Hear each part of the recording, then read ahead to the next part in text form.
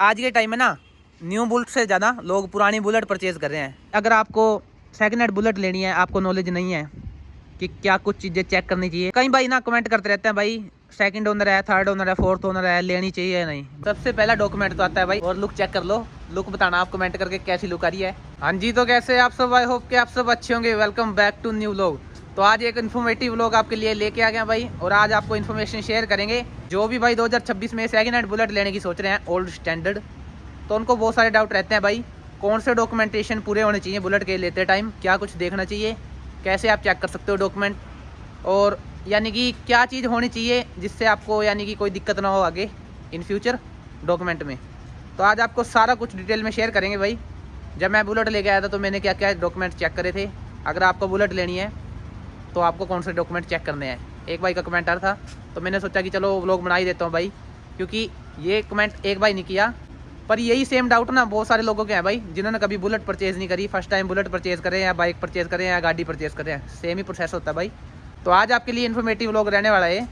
Channel भी है, channel कर लो सब्सक्राइब, जो भाई सपोर्ट करें उनका दिल से धन्यवाद। चलो जी व्लॉग को करते हैं कंटिन्यू। तो सबसे पहले बात कर लेते हैं भाई, जब मैं बुलेट लेके आया था तो मैंने क्या क्या डॉक्यूमेंट देखे थे इस बुलेट के, और लुक चेक कर लो। लुक बताना आप कमेंट करके कैसी लुक आ रही है, बताना क्या चेंजेस कर रखे हैं मैंने इसमें। तो अब बात कर लेते हैं भाई, जब मैं अपनी बुलेट लेने गया था, ये 2019 मॉडल, ठीक है, स्टैंडर्ड ओल्ड स्टैंडर्ड ही परचेज़ करी थी मैंने। सबसे पहला डॉक्यूमेंट तो आता है भाई आरसी लेके उसमें जो भी व्हीकल का नंबर होएगा, व्हीकल का नंबर वैसे बाइक पे ही आपको मिल जाएगा, आप उस नंबर से भी सर्च कर सकते हो। प्ले स्टोर से कोई भी एप्लीकेशन डाउनलोड कर लो व्हीकल इन्फॉर्मेशन के नाम से, ठीक है, या व्हीकल डिटेल, उसमें बाइक का नंबर या गाड़ी का नंबर डालो, आपको प्रॉपर लिस्ट मिल जाएगी उसकी डिटेल की। ओनर कौन सा है, ठीक है, फर्स्ट ओनर है, सेकंड ओनर है, थर्ड ओनर है, वो मेंशन होएगा उसमें, और चैसी नंबर, इंजन नंबर, और जो मेन डॉक्यूमेंट है, 2-3 डॉक्यूमेंट हैं जो मेन आपको चेक करने ही करने हैं। सबसे पहले भाई आरसी, ठीक है, आरसी में देखना है ओनर कौन सा है, ठीक है, उसमें मेंशन होता है second owner, third owner, first owner, ठीक है जी।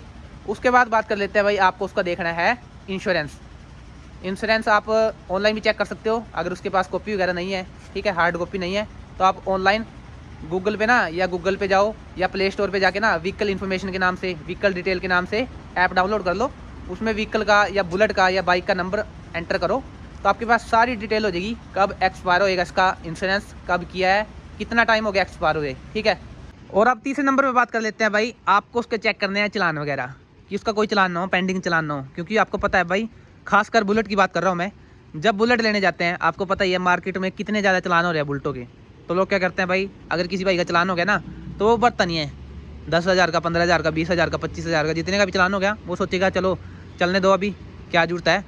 बेचने के टाइम अगर उसने बेच दी बिना बताए आपको, ठीक है, और आपने ले भी ली, आपने पेमेंट वगैरह उसकी सारी डन कर दी और आपने बुलेट ले ली, तो आपको पंगा पड़ेगा भाई, क्योंकि बिना चलान भरे आपकी बुलेट नाम नहीं होगी, ठीक है, बिना इंश्योरेंस के आपकी बुलेट नाम नहीं होगी। पहले आपको इंश्योरेंस कराना पड़ेगा और चलान वगैरह जो पेंडिंग है वो चलान भरने पड़ेंगे, तब जाके आपके बुलेट नाम होएगी। तो ये चीज़ ध्यान रखना भाई, आप इंश्योरेंस के बिना नाम नहीं होगी बाइक, बुलेट होगी, ठीक है, खासकर बुलेट की बात कर रहा हूँ मैं। इंश्योरेंस देख लेना, क्योंकि इंश्योरेंस भी महंगा होता है भाई, इसका कम से कम 2,500 से 3,000 के बीच में होता है फुल इंश्योरेंस बुलेट का। आपने पेंडिंग चलान चेक करने हैं, कितने पेंडिंग चलान है, सारे पेड हैं या नहीं, सारे भरे हुए हैं या नहीं, वो चेक कर लेना।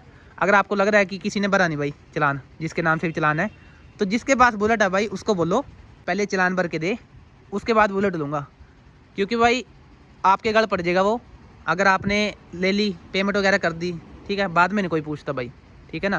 तो इससे अच्छा आप पहले ही एक ऐप डाउनलोड कर लो बस प्ले स्टोर से, उसमें आपको सारी डिटेल मिल जाएगी, ओनर कौन सा है, ठीक है, इंश्योरेंस है या नहीं, कब एक्सपायर होएगा, कब किया था, और उसके बाद चलान कितने हैं, कौन कौन से चलान हुए, कौन सी डेट को हुए, कौन से पेड हैं, कौन से अनपेड है, तो ये सारी डिटेल आपको मिल जाएगी ऐप में, तो ये चेक कर लेना बस। बाकी मेन डॉक्यूमेंट तो यही होते हैं।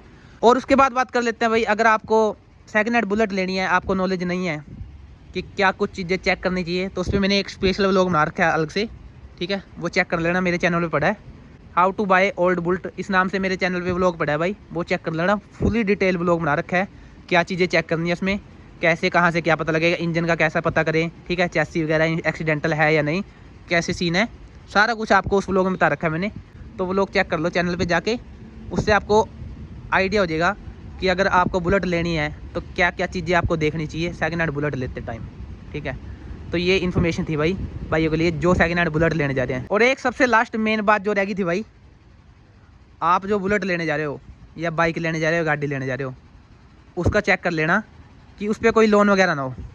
ठीक है, पता कर लेना उसका सारा कुछ डिटेल में, आरसी नंबर से पता लग जाता है कि उसका कोई लोन ना हो। कई बंदे क्या करते हैं भाई, अपनी गाड़ी पे लोन ले लेंगे, बाइक पे लोन ले लेंगे या बुलेट पे लोन ले रखा होगा, तो आपने ले ली तो वो लोन आपके गल पड़ जाएगा भाई।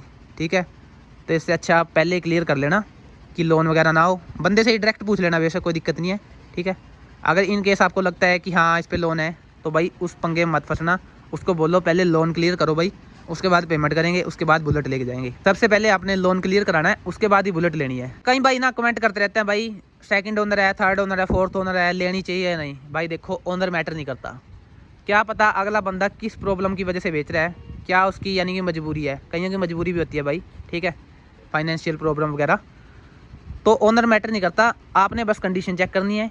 ठीक है, अगर आपको अच्छी लगी ना तो ले लो, कोई दिक्कत नहीं है। फर्स्ट ओनर हो, सेकंड ओनर हो, थर्ड ओनर हो।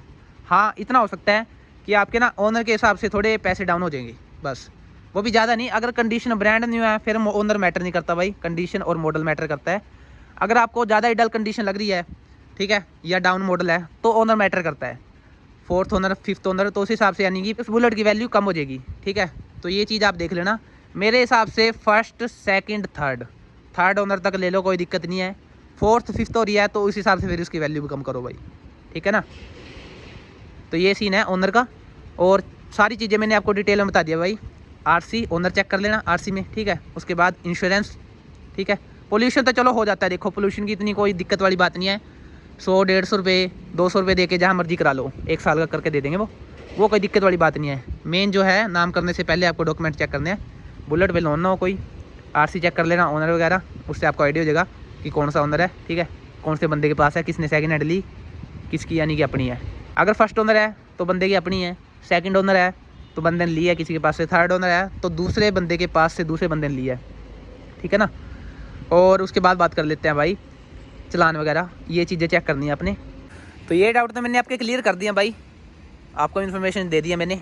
जिस भाई ने कमेंट करा ना उसका बहुत बहुत धन्यवाद भाई, क्योंकि आपको पता है भाई आज के टाइम में ना न्यू बुलेट से ज़्यादा लोग पुरानी बुलेट परचेज़ कर रहे हैं।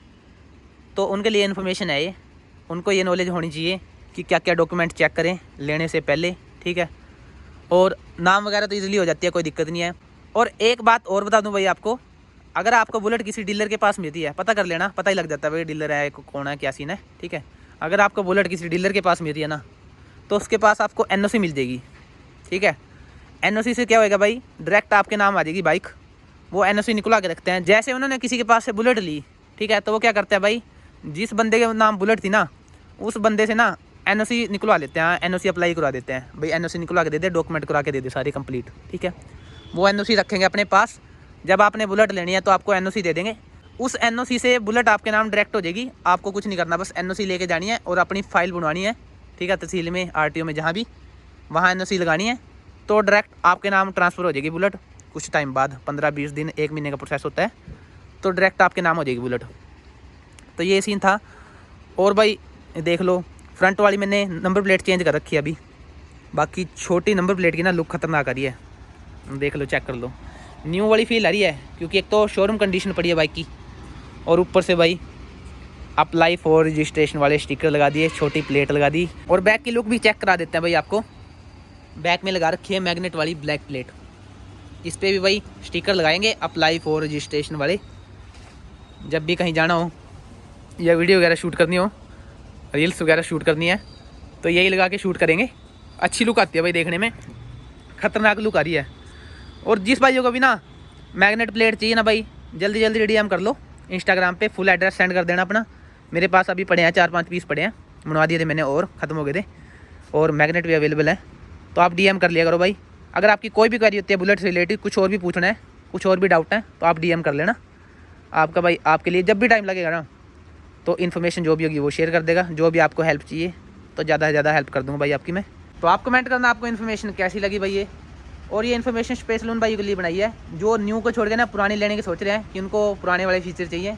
न्यू भी अच्छी है अपनी जगह, कोई दिक्कत नहीं है, पर लेकिन जिनको ओल्ड वाले फीचर चाहिए तो ओल्ड ही परचेज़ करेंगे, क्योंकि न्यू अभी आ नहीं रही मार्केट में। तो ओल्ड ले रहे हैं तो उनको यही डाउट रहते हैं भाई पहले कभी ली नहीं बुलेट, ठीक है, क्या डॉक्यूमेंट चेक करने हैं क्या नहीं, ये पॉइंट आप माइंड में रखना। और बुलेट लेने जाओगे तो ये चीज़ें सबसे पहले चेक करनी है, उसके बाद ही बुलेट पसंद करना। अगर बुलेट पसंद आती है, ये डॉक्यूमेंट पूरे हैं, ले लो, कोई दिक्कत वाली बात नहीं है भाई, ठीक है। और कमेंट कर देना आपको व्लॉग कैसा लगा। व्लॉग इंटरेस्टिंग लगते हैं चैनल कर लो सब्सक्राइब, जो भाई सपोर्ट करें उनका दिल से धन्यवाद। चलो जी आज के व्लॉग को करते हैं यहीं पे एंड, मिलते हैं ऐसे इंटरेस्टिंग व्लॉग में। Take care, bye bye, channel कर लो सब्सक्राइब।